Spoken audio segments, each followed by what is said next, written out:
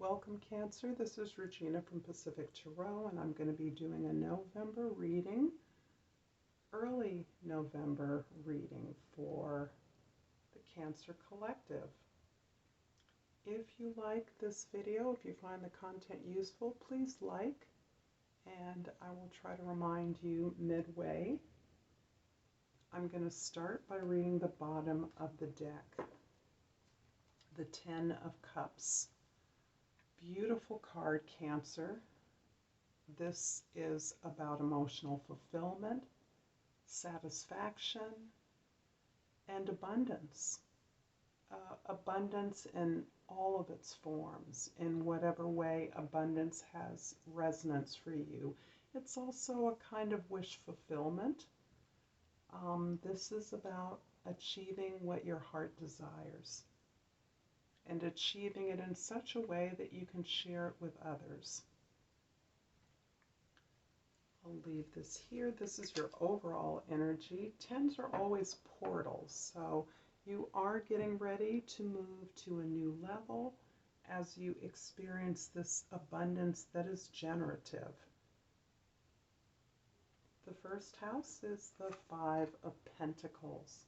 The Five of Pentacles is indicating a sense of loss, a sense of regret, perhaps a focus on the past, but moreover it shows you with a strong desire to move away from that past, to move away from the circles, the associations, the community that has been your customary historic means of support.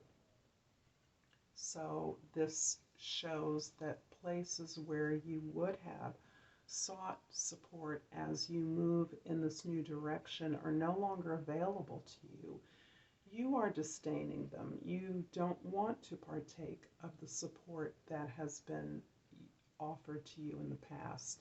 Instead, this shows you to be something of a maverick, moving away from the set of beliefs and values that you have traditionally known. The second house is the Two of Pentacles, and this is the house of your resources. This shows you juggling a sense of the values from the past, the resources of the past, in such a way in your present as to create a new reality in your future. So this is you recognizing that you, in your desire to move away from the past, are actually moving towards a new set of values and a new sense of your experience of reality. So this is a kind of juggling act as you are uniquely able to perceive both at this time. In fact, you're engaged in the actual transition of one from the other. So you can't experience one without the other in your present moment. The third house is the way that you're processing, the way you're communicating new information, the direction you want to move in. The Warrior of Swords is the Knight of Swords. And this is emphasizing your ability to objectify your thoughts, to recognize the thoughts that have created patterns of behaviors. And these patterns of behaviors and of ideas have led to the reality that you are currently experiencing and that you want to move away from. You're very much reshaping your perspective and perceptions of things, your understanding of them in a pursuit of your authentic truth. The fourth house is home, the past, can be your family of origin. The Judgment card is providing you with an opportunity to to redo an experience, a relationship, or an event that you experienced less successfully in the past. this is an experience that never met its potential. It may be a relationship or a job that never got off the ground. When it appeared to be the answer, a complete match for your energies, your desire. There was a click, but somehow this experience never got off the ground and never, certainly, ever fulfilled its potential. However, you have an opportunity now to rectify the situation. And this opportunity to redo this significant experience of the past is connected up to your ability to recognize your purpose, to answer the call from Spirit, to move into the role that you came here to fulfill. The fifth house is where you're creating, building something with your peers, and the Eight of Pentacles is the beautiful card of mastery. This level of mastery, focus on work, and determination that this card pictures is beyond the perfection and the exactitude of the work that you are doing, the work you're attempting to master, but actually gives you a love of the craft itself. This card speaks to me of the love of the use of your hands, the ability to make things, the love of crafting itself is being elevated through your efforts and hard work so that you are creating something of value and beauty.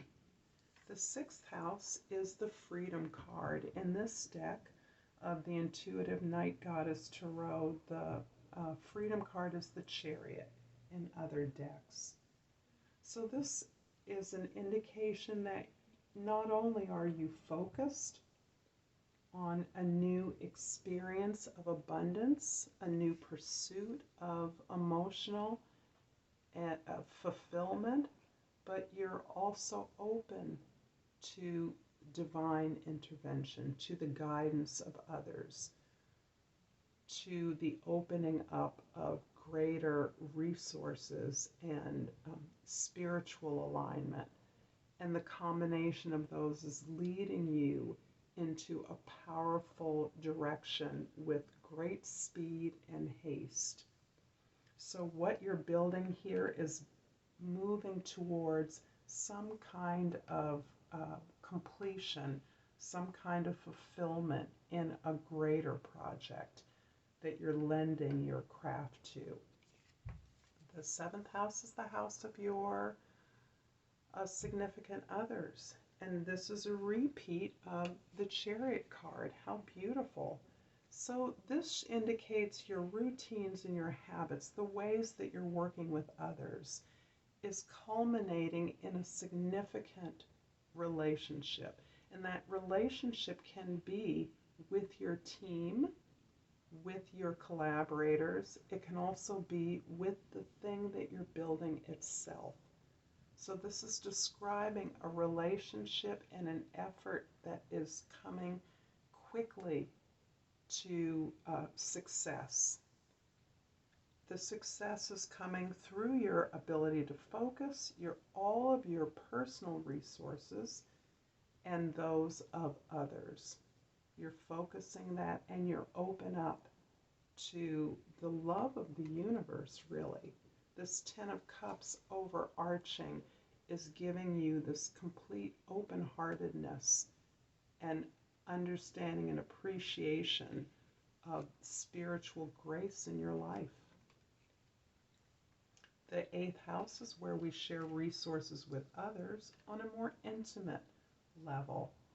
The Seven of Cups is showing me that through your efforts at working on this project with others, you have a whole new set of options in your house of significant and deep relationship. This is long-term. There are options that are appearing for you in terms of a deeper connection But many of these options, which are all fruitful and enjoyable and pleasurable and tasty, can obscure the one true path that you're on. So I see this as a bit of a caution for you, because you're moving so rapidly on the path that is outlined by the Freedom and the Chariot card that you could be overwhelmed by the opportunities that appear, the choices that are appearing before you. However, you know what the right choice is. You're very clear that you have an opportunity to reshape an experience that once was overwhelming for you. So don't be overwhelmed by the opportunities that you have right now. Instead, continue focused on the path of greatest satisfaction, spiritual growth, and abundance. And the ninth house is echoing that.